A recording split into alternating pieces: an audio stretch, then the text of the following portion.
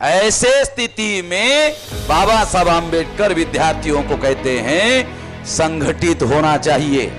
संगठित होकर केवल पढ़ा लिखा होने के बाद केवल आत्म केंद्रित नहीं होना चाहिए और केवल अपने सुख सुविधाओं के बारे में नहीं सोचना चाहिए। अपने लोगों के आजादी के लिए सोचना चाहिए और उसके लिए जीवन भर लड़ाई लड़ने के बारे में सोचना चाहिए। अपने लोगों के आजादी के लिए लड़ाई करोगे, उस लड़ाई में आपका सुख है।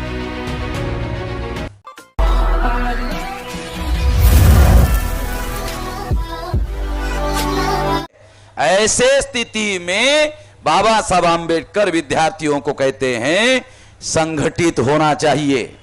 संगठित होकर केवल पढ़ा लिखा होने के बाद केवल आत्म केंद्रित नहीं होना चाहिए और केवल अपने सुख सुविधाओं के बारे में नहीं सोचना चाहिए। अपने लोगों के आजादी के लिए सोचना चाहिए और उसके लिए जीवन भर लड़ाई लड़ने के बारे में सोचना चाहिए। जब आप अपने लोगों के आजादी के लिए लड़ाई करोगे, उस लड़ाई में आपका सुख है। ये सारे बैकग्राउंड में हैं, तब आपको समझ में आएगा। अन्यथा ये जो सेंटेंस है ये सामान्य लगता है। अगर इस बैकग्राउंड में इस बात को समझा जाए तो ये बहुत भयंकर बात है। इसलिए साथियों, इस बैकग्राउंड के साथ में जो आप पढ़ लिख रहे हो, जो पढ़े लिखे लोग हैं, उसके बारे में बाबा साहब आम्बेडकर की राय अच्छी नहीं थी। बैकवर्ड क्लास कमीशन को जो उन्होंने कहा, इससे प्रमाणित होता है। फिर विद्यार्थियों के सामने उन्होंने जो भाषण दिया, उसमें विद्यार्थियों को आत्म केंद्रित होने के लिए रोका। फिर फॉरेन में उन्होंने जिन स्टूडेंट को विदेश में भेजा था, उनसे जो उम्मीद उन्होंने की थी, तो जब बाबा साहब आम्बेडकर कभी कभी फिर इंग्लैंड जाते थे तो उनके पास उनके एड्रेस होते थे, टेलीफोन होते थे, तो वो उनको बुलाते थे तो लोग आते नहीं थे। जी, बाबा साहब आम्बेडकर ने जिनको इंग्लैंड में भेजा था, उन्होंने पढ़ाई लिखाई किया और वही बस गए, इधर आए ही नहीं।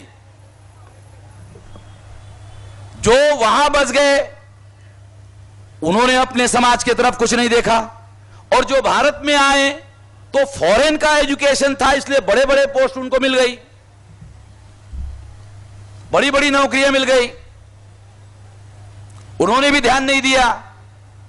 शायद एक व्यक्ति था, बैरिस्टर राजाभाऊ खोब्रागड़े, 52 लोगों में एक आदमी था जिसने वापस आने के बाद में समाज का काम किया।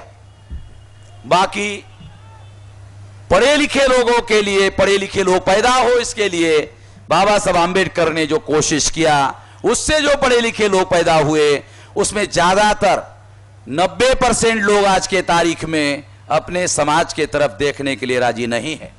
आज अगर उनके साथ बहुत गैर व्यवहार हो रहा है, उनके संवैधानिक अधिकारों का हनन हो रहा है, तो उसका सबसे बड़ा कारण पढ़े लिखे लोग हैं, एजुकेटेड लोग हैं। और हमारे जो पढ़े लिखे लोग हैं वो इलिटरेट लोगों से ज्यादा खतरनाक है। जो अनपढ़ लोग हैं वो उतने खतरनाक नहीं है।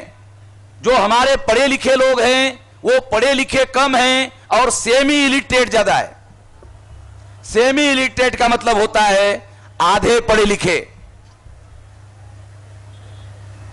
जितने पढ़े लिखे लोग हैं उसमें मैक्सिमम आधे पढ़े लिखे लोग हैं। तो आधे पढ़े लिखे जो लोग होते हैं वो लोग ज्यादा खतरनाक होते हैं, क्योंकि उनके दिमाग में जो भूसा ब्राह्मणों ने एजुकेशन के द्वारा भर दिया है उसी को सही मानते हैं और उसी को सही मानकर वो अपने जीवन में काम करते रहते हैं। वो ज्यादा खतरनाक लोग हैं, उससे तो बेहतर अनपढ़ लोग हैं। हम ये नहीं कह सकते कि अनपढ़ लोगों ने बाबा साहब आम्बेडकर को धोखा दिया। बाबा साहब आम्बेडकर कहते हैं कि पढ़े लिखे लोगों ने मुझे धोखा दिया। बाबा साहब आम्बेडकर ने यह नहीं कहा कि अनपढ़ लोगों ने मुझे धोखा दिया। मैं ये बात इसलिए आप लोगों को बता रहा हूं कि आजाद भारत में जो भयंकर स्थिति है उसमें प्रथम श्रेणी का जो बुद्धिजीवी है वो सरकार का नौकर है, द्वितीय श्रेणी का जो बुद्धिजीवी है सरकार का नौकर है, और क्लास 3 और क्लास 4 के जो लोग हैं जिनकी बुद्धि क्लास 3 के लायक है, जिनकी बुद्धि क्लास 4 के लायक है, वो लोग आंदोलन चलाने के लिए नेता बने हुए हैं। हमारे बाबा साहब आंबेडकर के आंदोलन के जो संगठन हैं उनके नेता, ज्यादातर उनके नेता क्लास 3 और क्लास 4 के लोग हैं।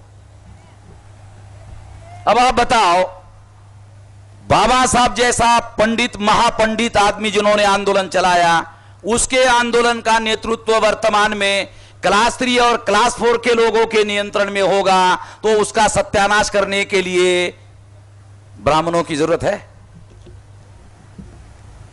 ब्राह्मणों की कोई जरूरत नहीं है। अरे हम खुद ही सत्यानाश करने के लिए इतने पक्के हैं कि हम खुद ही ऐसे फैसले लेते हैं कि हमारे फैसले से ही हमारे समाज का और हमारे आंदोलन का सत्यानाश हो जाता है, और हो रहा है। मैं ऐसे नेताओं का नाम लेकर अपनी जबान को गंदा नहीं करना चाहता, और खामखा उनका नाम लेने से बड़ा हो जाएगा।